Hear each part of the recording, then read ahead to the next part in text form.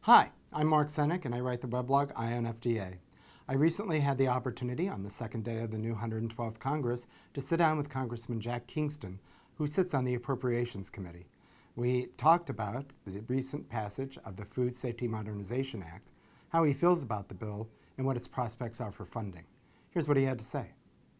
First of all, we are all united on food safety. No one wants anyone getting sick, particularly the vulnerable populations, the young and the senior citizens, which really food illnesses to them are a lot more serious than the rest of us.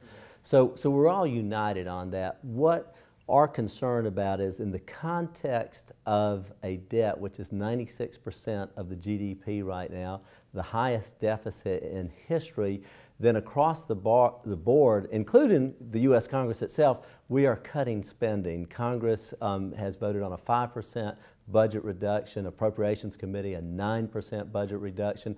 Overall in the federal government, we're going to try to go back to the 2008 pre-stimulus levels.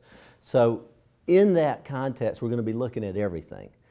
And according to the CDC, our food safety rate is very high, 99.999% safe. And while there's still a lot of people getting sick, there's a lot of foodborne illnesses, it's still an incredibly high safety rate. And so we're saying, do you really need 18,000 new FDA employees? Do you really need to spend almost $1.5 billion, which is a huge increase for a budget of $2.5 billion, which is what they have right now. So you're not necessarily doubling the size of FDA, but you are certainly giving them a substantial increase, maybe more than they're going to be able to absorb in the name of efficiency and effectiveness. So we have concerns about it. We're not saying absolutely not, but we're also saying, you know, we're going to put it on the table. We're going to look at it very carefully. We don't want to have salmonella recalls. We don't want to have something like spinach recalls that we had in California or tomato problems.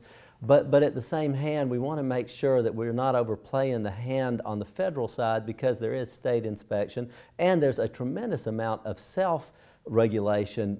Restaurants and food processing businesses, of course, don't want to poison their clients because they want them to come back. And so the reason that the food safety supply, our record is so good right now isn't just because of government on a state or a federal level, but it's because the private sector has stepped forward in a very responsible way over time.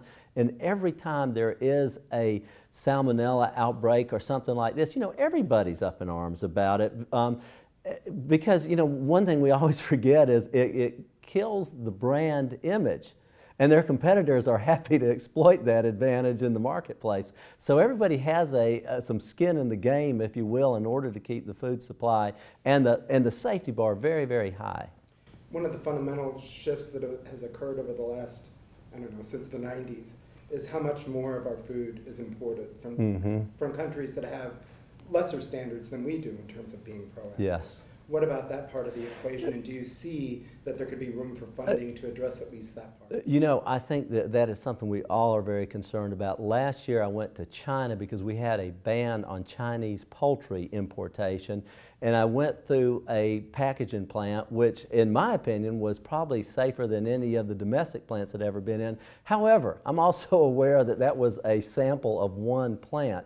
What we worked with the USDA on, and the USDA, as you know, is in charge of meat and poultry safety, is we said make sure that the foreign plant, whether it's China or wherever, has high safety standards, high up to U.S. standards before we allow them to import here. But there is certainly a problem that we need to make sure that we're on top of in terms of tracking the food, making sure that we have inspected the source and that wasn't just a one-day photograph, but a long-term video of this is their procedures every single day, not just when the USDA is over there. So, but we're united on that. I mean, we're in a global economy. Whether it's the car you drive or the clothes you wear, the food you eat, you are participating in the international marketplace. So we want to make sure that we do keep a high food safety